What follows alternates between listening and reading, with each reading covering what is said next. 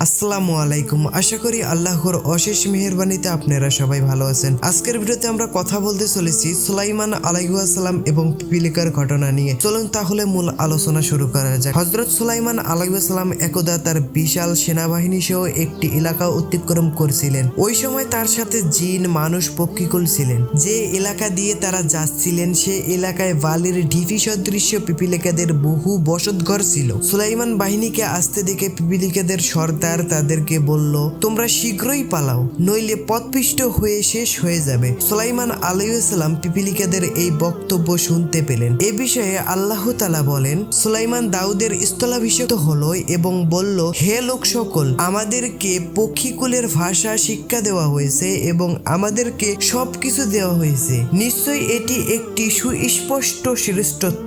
অতঃপর সুলাইমানের সম্মুখে তার সেনাবাহিনীকে সমবেত করা হলো, জিন, মানুষ ও পক্ষীকুলকে। তারপর তাদেরকে বিভিন্ন ব্যূহে বিভক্ত করা হলো। তারপর যখন তারা একটি পিপিলিকা অধ্যুষিত এলাকায় উপনীত হলো, তখন এক পিপিলিকা বলল, হে পিপিলিকা দল, তোমরা তোমাদের গৃহে প্রবেশ করো, অন্যথায় সুলাইমান ও তার বাহিনী অজ্ঞতাসারে তোমাদেরকে পিষ্ট করে ফেলবে। তার কথা শুনে সুলাইমান মুচকি হাসলেন এবং বললেন, হে আমার পালনকর্তা, তুমি আমাকে ক্ষমতা দাও যেন আমি তোমার নিয়ামতের শুকরিয়া আদায় করতে পারি, যা তুমি আমাকে ও আমার পিতামাতাকে দান করেছো, এবং যাতে আমি তোমার পছন্দনীয় সৎকর্মাদি করতে পারি, এবং তুমি আমাকে নিজ অনুগ্রহে তোমার সৎকর্মশীল বান্দাদের অন্তর্ভুক্ত করো। নমল 16 থেকে 19 নম্বর আয়াত। উপরোক্ত আয়াতগুলিতে প্রমাণ হয় যে সুলাইমান আলাইহিস সালাম কেবল পাখির ভাষা নয়, বরং সকল জীবজন্তু এমনকি ক্ষুদ্র পিঁপড়ার কথাও বুঝতেন। এজন্য তিনি মোটেও গর্ববোধ